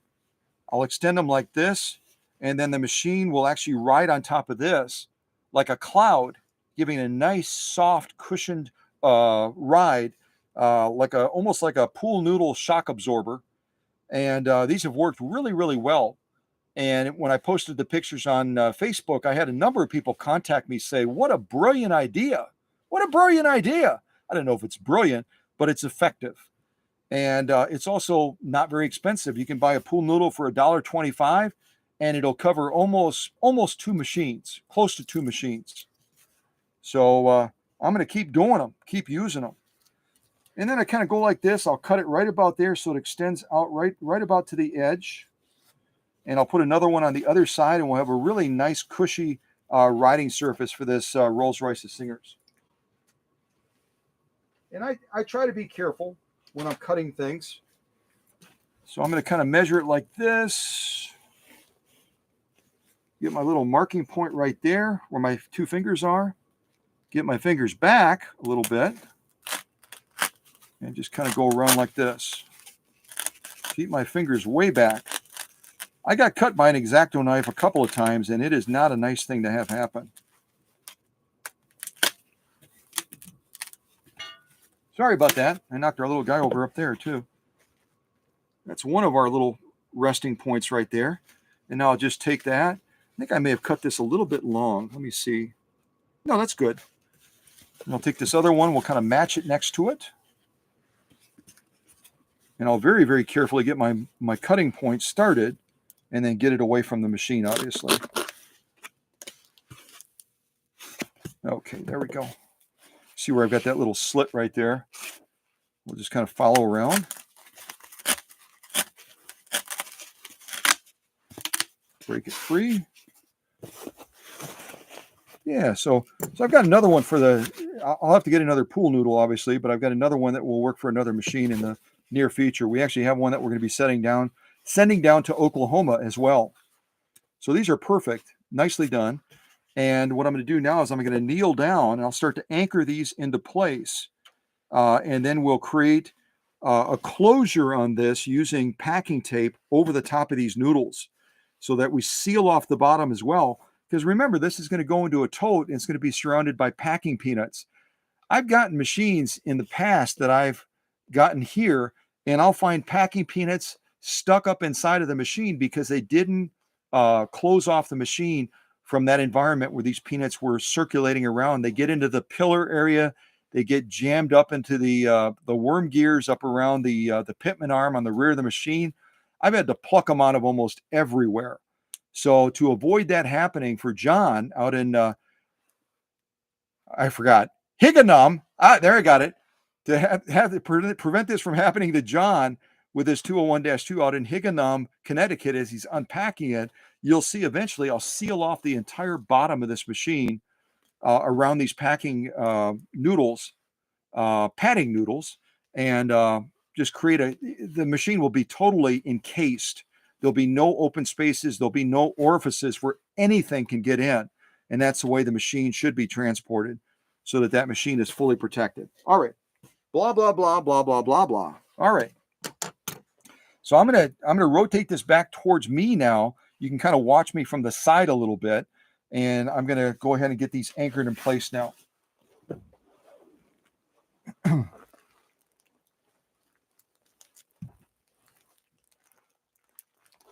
other thing I'm going to do real quick is I'm going to elevate this end a little bit so I can have a clearer view of it. Bring my little chair over.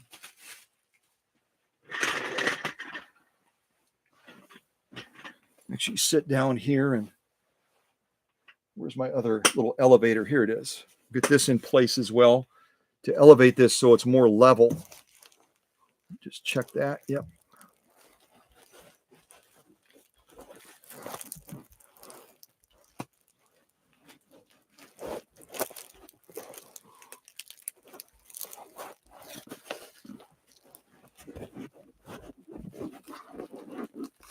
Almost got it. There we go. So I don't know if you can kind of see that from the side. I'm not going to try to move this camera too much because I get nervous when I'm moving this camera that I'm going to disconnect it and then the live stream will be done. So, but you can kind of see what I'm working with here. And then we're going to place one of these noodles right here. And this again is going to be right adjacent to where the feed dog drop is. This is our feed dog drop right here. You unscrew this towards you, and then you can drop the feed dogs just like on the 1591. And you just push this back up, screw this back in, and then the feed dogs are fully engaged again. So we're going to put one right about there. Just going to check my length again, which looks like it's good to go. I don't want it sticking out too far because, again, I have a limit as far as clearance. So get a piece of tape in hand, and we'll start anchoring these into place.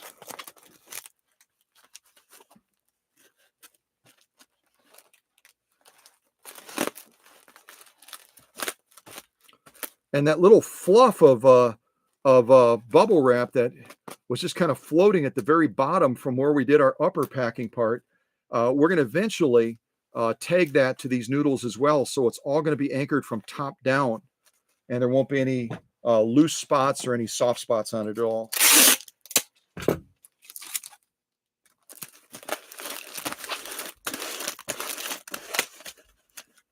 There we go.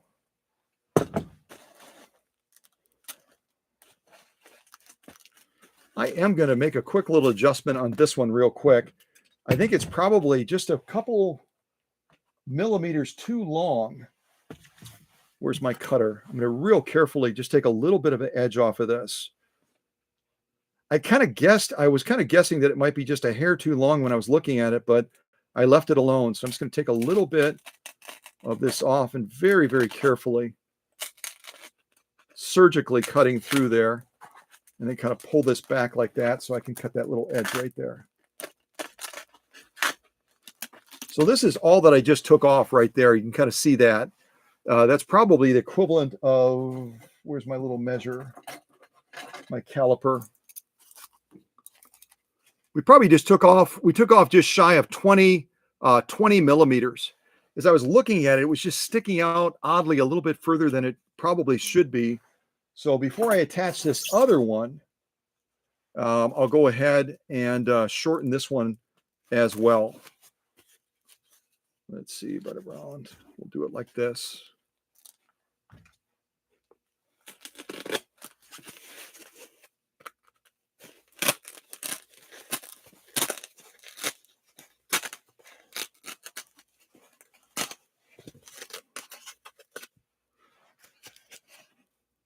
There we go.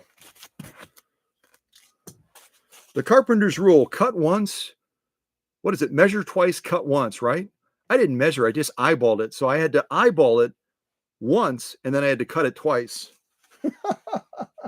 I'm developing a new carpenter's rule, apparently. So this other one is going to go on this other rocker side that would be on the rear of the machine. And we'll go ahead and anchor this into place as well. But I'll anchor this one down first, and then we'll kind of flip the machine upside down so we can get to the anchor points on the other noodle side just a little bit better. So I'm going to kind of come around here a little bit, anchor this down. And once we've anchored this all the way across, it'll be nice and stable, nice and stable.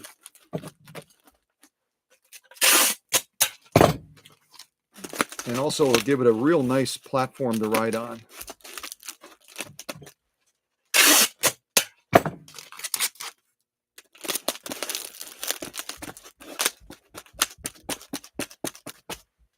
All right, off the edges as well. See that static electricity. Come across here, tuck that down.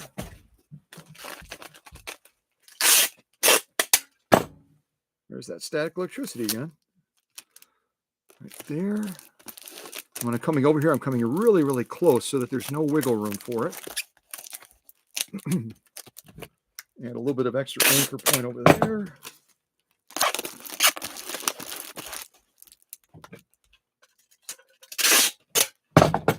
Extra anchor point over here. Okay, and then eventually we'll join this together and come all the way across as far as packing. Right now I just need to pick this up and then flip it over.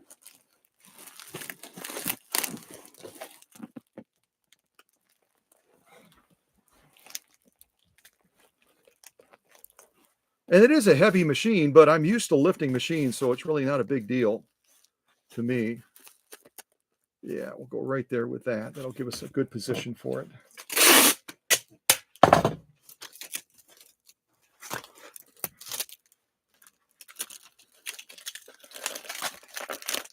Basically pressing it right against, I'm pressing it right against that pedestal foot over here, and giving it a good stable surface to attach to.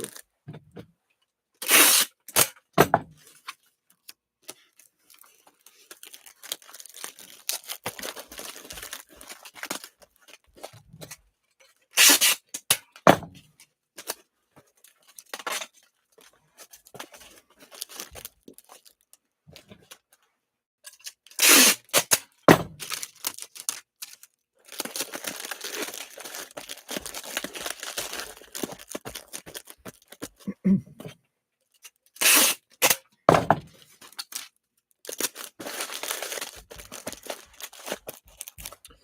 so what we're going to do now is these two are separated. We've got this open cavity right here. Now we need to anchor these so that they're going to be supporting each other as we go across there.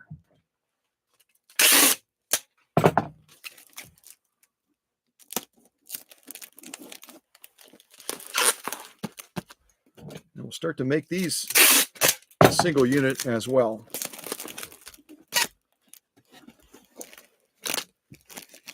And eventually we'll flip it over and we'll do the same thing from the other side. As you watch me do this, it becomes evident why those charlatan sewists on the eBay and Etsy and other places would not invest the time to do this, because it's going to take way too much time and cut into their profit. But they're going to be the same ones that have not so happy customers because that machine gets damaged in transit. I'm guessing pretty much everybody in this live stream has had a machine arrive damaged. It's not fun. It's not fun at all.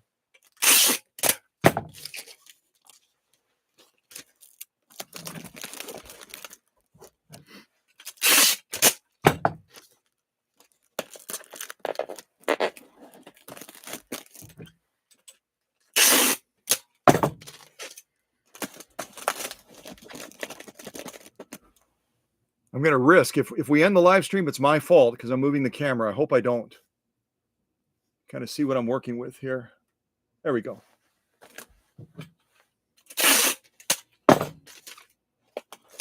So again, I'm not touching the machine. I'm bringing these like a bridge from one noodle to the other and then rolling it over the body of the machine so it's all a single unit, and these are going to be nice and stable.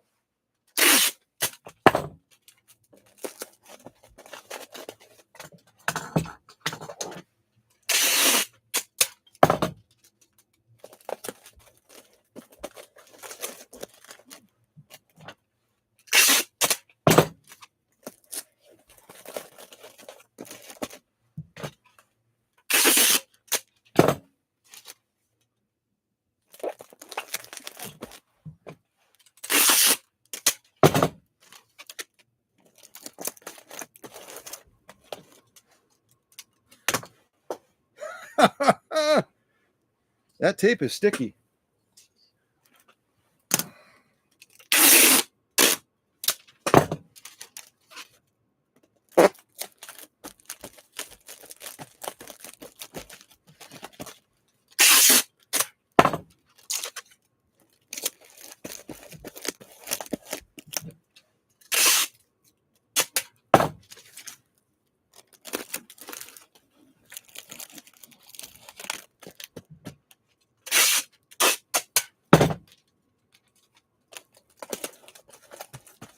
All right, I'm going to try to lift this up from here, and then I'll stand up and we'll turn it around to the other side, but you can kind of see what I've done to the bottom here.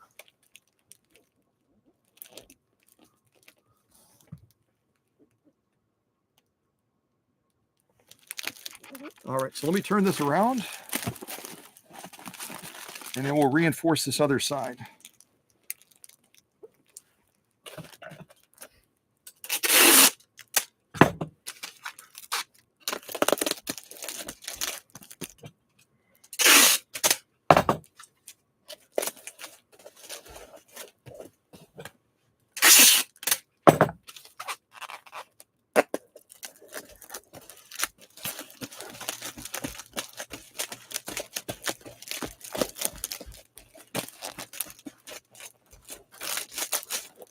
Feeling to see if there's any gap points along there at all. Any gap points.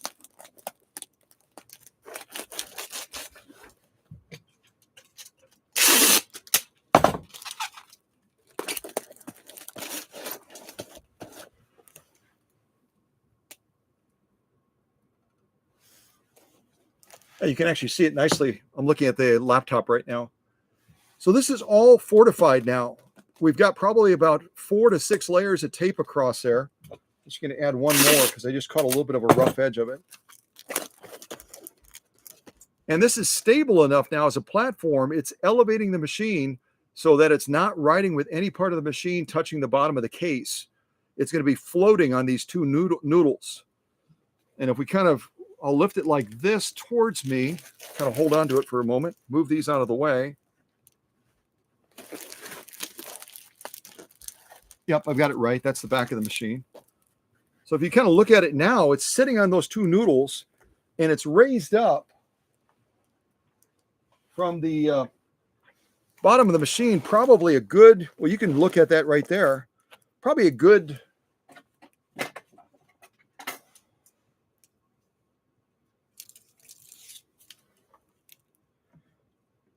2.5, almost 2 3/4 inches is how those noodles elevate the machine off of the bottom of the tote, just shy of 3 inches. So that's going to give it a shock absorber ride on top of these noodles that have cushion, but they also have rigidity.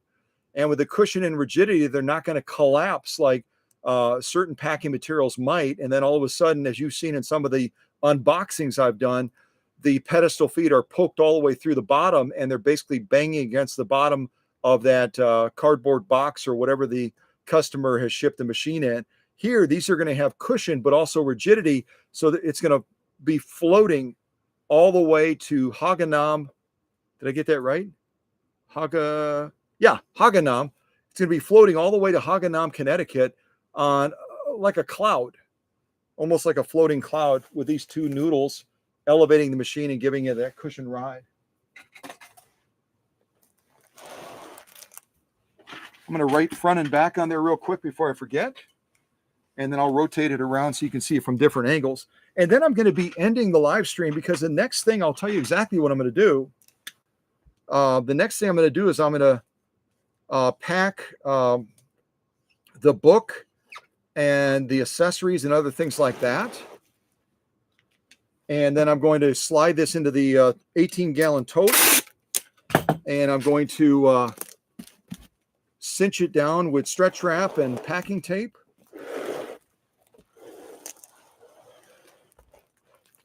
And I'm going to rush off to the post office because the post office closes in about a little bit over 2 hours. In a little bit over 2 hours. The post office here in Oconto, great people. We have a brand new postmaster now. His name is Adam. If you ever want to randomly call the post office in Oconto, Wisconsin, and ask for the postmaster and say, "Hey, Adam, how's the new job going?" You'll totally freak him out, which would be a lot of fun. Yeah, that would be fun. You can kind of see the back there.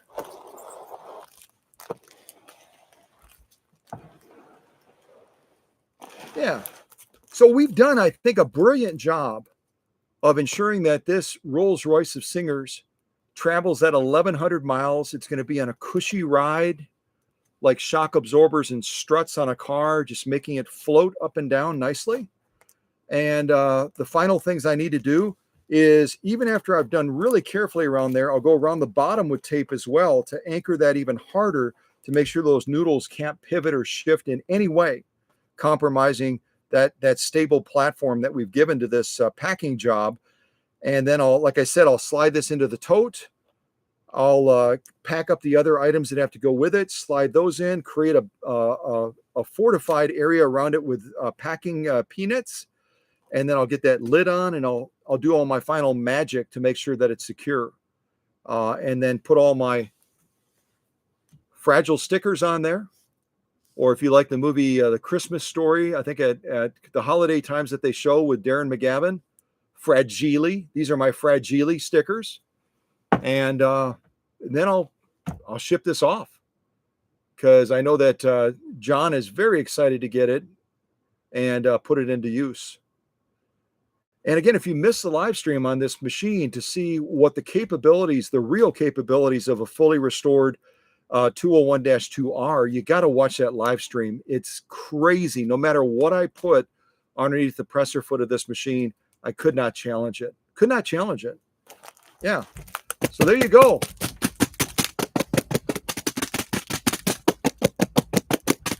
Yeah. All right. Well, I'm going to go around the base and then I'll let you guys wrap up your conversations a little bit. Thank you so much for taking your busy Monday, I guess it is, and joining this live stream to kind of watch this packing method.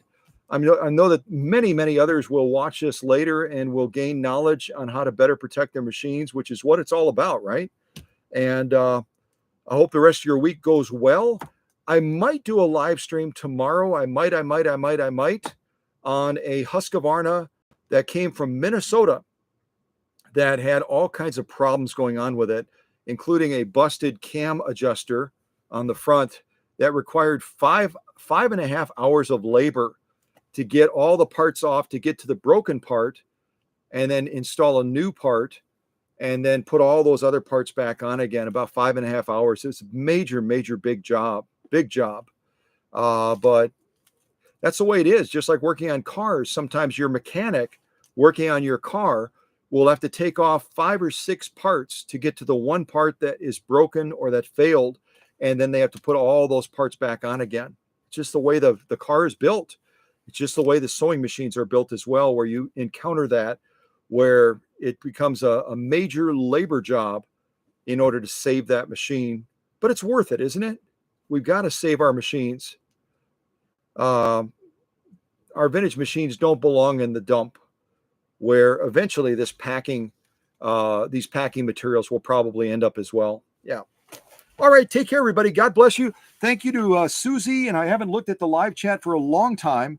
So if any of the other moderators join, thank you as well for working with Susie to make our friends feel welcome, to make them feel like they're part of the family. And I'm going to finish this packing job, hopefully in time. Rotate my camera here dangerously. Hopefully I don't disconnect anything. There we go. I think I'm in the shot now. So I'm going to finish this packing job, get this heading towards Higganum. Didn't even have to look that time. I'm getting pretty good at this. Get this heading towards Higganum, Connecticut, and to John Hartzell, who was also a veteran like me. So thank you, John, for your service and for the opportunity of serving you with this amazing 201-2 that came from a production group size of only 15,000 machines. Again, that's a big deal. The average Singer production group size is right around 50,000 machines. They oftentimes would make 100,000 machines. So when you get a machine like this from 1953, where in this production group they only made 15,000 machines, this is incredibly rare. Incredibly rare. It's a very small group size for a machine like this. You'll see that sometimes with the featherweight convertibles that were made exclusively in Scotland for 8 years. You'll see that on those machines, where on the featherweight 222Ks, they'll have production group sizes as small as 5,000 machines. 5,000, a third of what the production group size was on this machine. But very seldom do you see that on the 201-2s that were introduced in 1935, or the 1591s, the potted little brother version of this that were introduced in 1932. It's very uncommon. I don't see this very often, so I was really excited to pull this machine from my personal collection and prepare it for John so that he has a treasure upon treasure of a Rolls-Royce of Singers. So, all right, I'll look at the chat, see if I need to say hello to anyone else real quick, put on my glasses so I don't call you by the wrong name. But this is how you pack a machine properly. Does it take more time? Yes. Is it worth the time? You doggone right it is. A lot better than sitting on the phone trying to make a claim. And then when you try to make a claim on a machine, I've talked to other people that do this sort of work, and they only recently have adopted this packing method because they would have lots of claims for machines they shipped out to customers that were damaged. The hoops you have to try to jump through to try to prove that you pack the machine properly, or at least adequately, is insane. I mean, and sometimes they wouldn't have pictures of their packing method. They would have to show the packing materials that they use, the aftermath. It's a nightmare. This is a lot easier. It's a lot easier. Oh, hello to Sheila. Hello to Sheila, and hello to Tadal, I believe from Germany, from Deutschland. Willkommen aus Deutschland. Schönen Tag. And schönen, what is today is Montag. Schönen Montag, and eventually schönes Wochenende. What else? I said hello to Beth already. I did not say hello to Arshis Nye, and I have no idea where they're from. They probably told us, didn't they? But Arshis, Arshes, welcome to you as well. See if there's anyone else. Welcome to Kevin.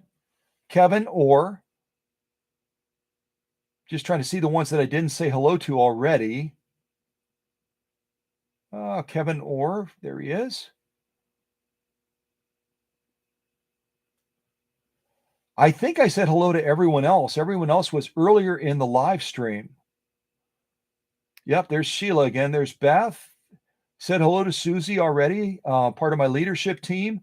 I think I said hello to Favored One, but if I didn't say hello to Favored One, hello to Favored One, and hello again to Vicky. If Vicky's still here, I don't know if Vicky had to step away. I'm scrolling. You guys are really chatty. It's kind of fun to see all the live chat stuff. You guys are just chatty. That's wonderful. Wonderful. And I said hello to Renee earlier. Renee was way at the top. And I said hello to Beth. Yeah, I said hello to everybody. Hey. Yeah. Awesome. Cool. All right, let's adjust that back. Okay, well, y'all have a great rest of the day. Thanks again to Susie. I think Susie was our only moderator today. So thank you to Susie for making folks feel welcome and just kind of keeping an eye on the store while I'm busy over on the workbench trying to show you folks how to pack a machine to the hilt so that it's going to arrive safely. And y'all have a great rest of your week.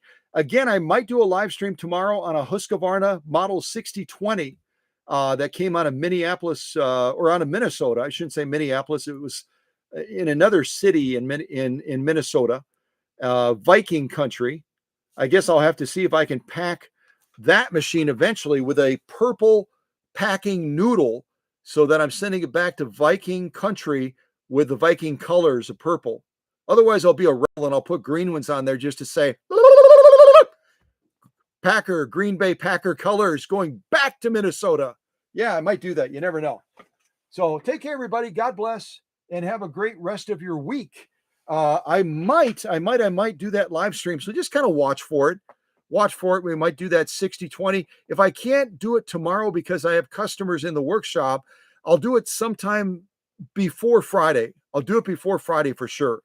So sometime this week, I'll be presenting that Swedish Beauty, that model 60-20. You don't see a lot of 60-20s. You don't. But when you see them, hopefully, I'll show you that part that I had to replace real quick. Hopefully, they don't have this part issue because it's a big job, a big job. This is the part that had to get replaced on the machine that the customer calls Charlotte. And I'll talk more about that machine at the live stream, but this is the part that had to be replaced. This basically, it's the mechanism that controls cam functions. It controls stitch selection as well.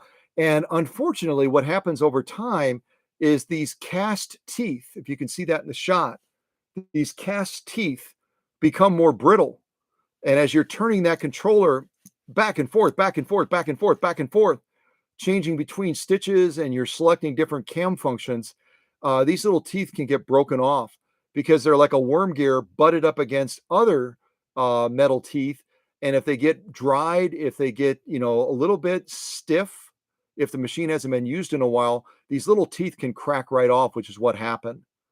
And again, to get this part out and to get the other part in is about 5.5 hours of workbench time.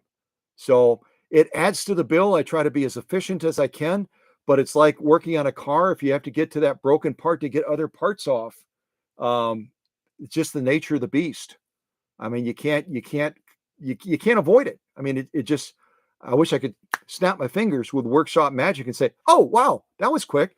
but you can't. So, at any rate, you guys take care. Thanks again to Susie for making folks feel welcome. Thank you to all of you for making each other feel welcome. I know it's not just the moderators that welcome folks and make folks feel a part of the Cow Country family. It's all of you. And those of you that are still in the shadows and haven't stepped out yet, that's okay.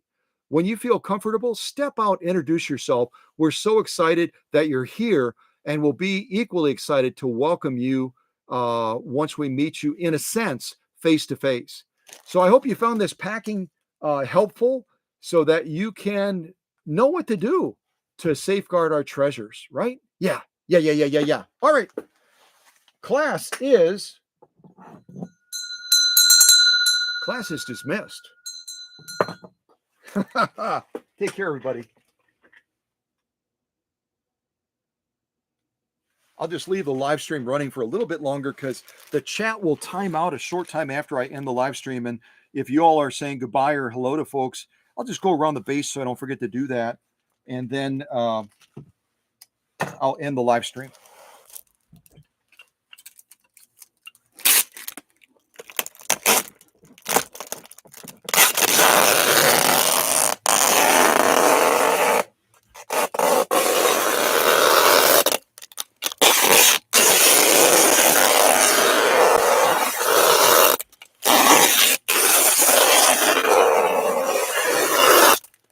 Again, I'm doing this just to reinforce the tape already that we put on there to anchor those pool noodles as that base of support.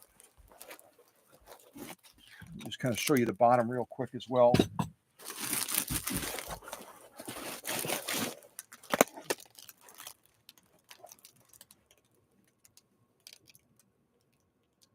Yeah, there it is.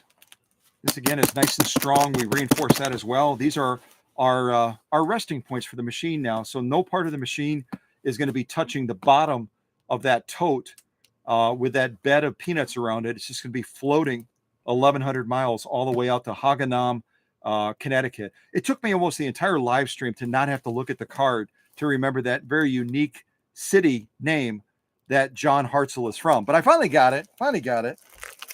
You can see it sits real stable too. It just kind of floats on there as it should be. All right. I'll go ahead and reach over and end the live stream. Thanks again to everybody, and have a great rest of your week.